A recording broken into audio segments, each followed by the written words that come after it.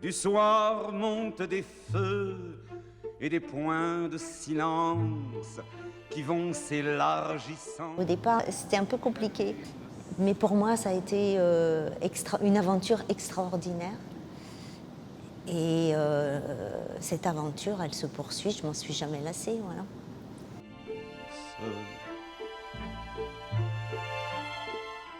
Alors en 2004, je cherchais d'autres possibles au niveau de la danse.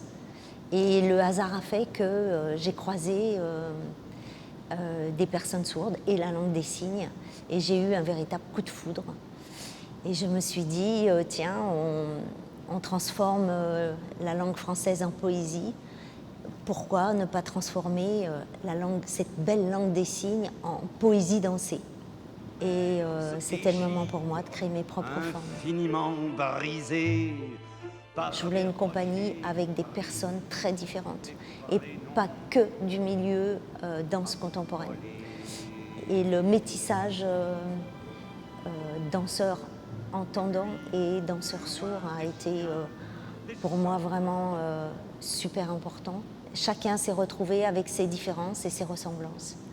Chacun avec sa singularité, ensemble, donc pluriel. Et c'est pour ça que j'ai appelé cette compagnie la compagnie Singulier Pluriel. Et quelques pas de deux, et quelques pas dedans.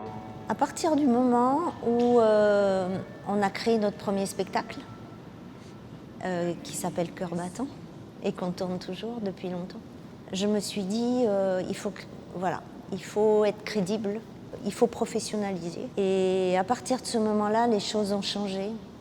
On a pu être subventionné, on a pu avoir une reconnaissance, la confiance des institutions culturelles avec qui on travaille.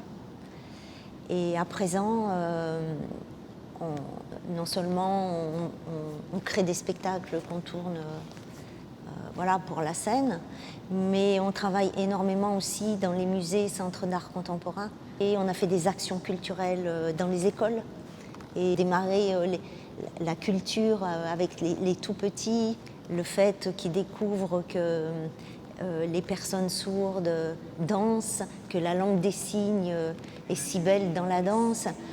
Ça, j'y tenais beaucoup. L'Alizé se brise.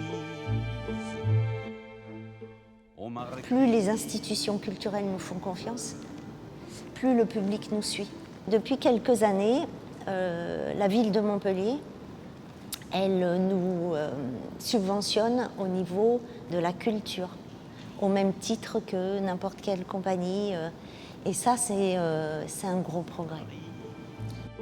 Travailler dans la culture avec ou sans handicap. Différent et alors, avec le soutien de la GFIP d'Audience et d'ACO Tadeo.